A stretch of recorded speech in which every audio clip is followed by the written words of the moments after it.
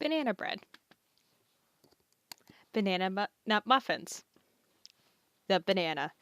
All these things have something in common. What might that be, you might ask? Well, I think it might be the banana. But recently, our beloved favorite berry slash fruit is becoming extinct. That's why the topic of my informative speech will be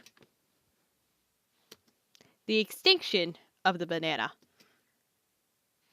What do you mean the banana is going extinct? Well, that's correct.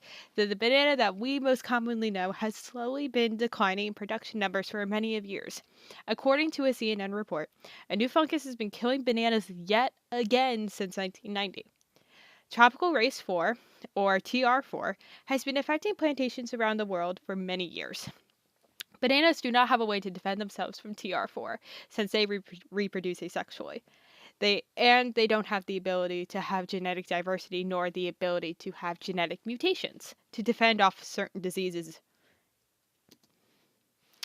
But this is not the first time this has happened. When our grandparents and great-grandparents were growing up, they had a much tastier, much larger, and more sustainable banana. The Gross Michael banana was the choice of bananas until the 1960s because they fell to the Panama disease, a type of fungus. When this kind of banana was wiped off the face of the planet, the global banana trade fell to new lows.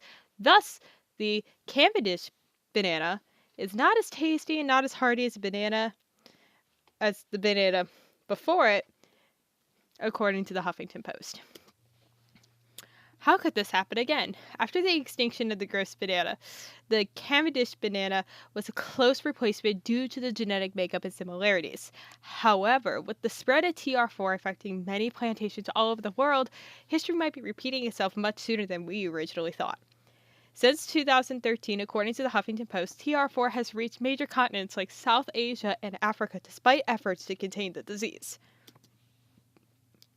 Why can't bananas defend themselves? Because bananas reproduce by cloning, there's no genetic variation. Thus, if one disease kills a banana, then all the bananas are gonna die.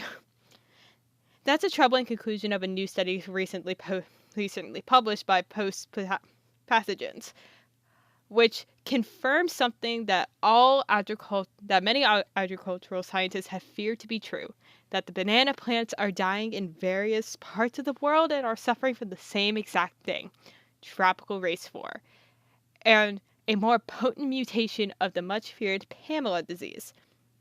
There is no easy way to help the banana defend itself other than burning down the plantations that have been affected by TR4 and start all over again. Are there any possible solutions, you may ask? Well, there have been ideas for a replacement to the Cavendish banana, but some aren't the greatest nor ideal for trade. Hundreds of variations of wild bananas have believed to exist, but according to io9.com noted earlier this year, many of these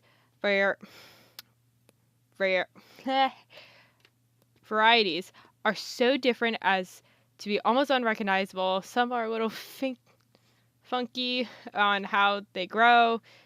Still others are impossible to transport. Some need to be cooked before they're eaten. Then there's the question of how safe these new varieties are.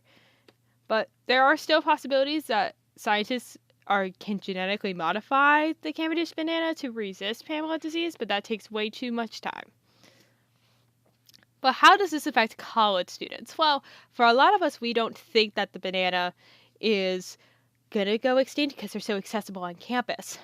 We can grab them in Commons, we can grab them from satellite dining kiosks all over the place, and they're cheap, they're easy, and they are actually a great hangover cure because they replace the potassium and the lost electrolytes during drinking.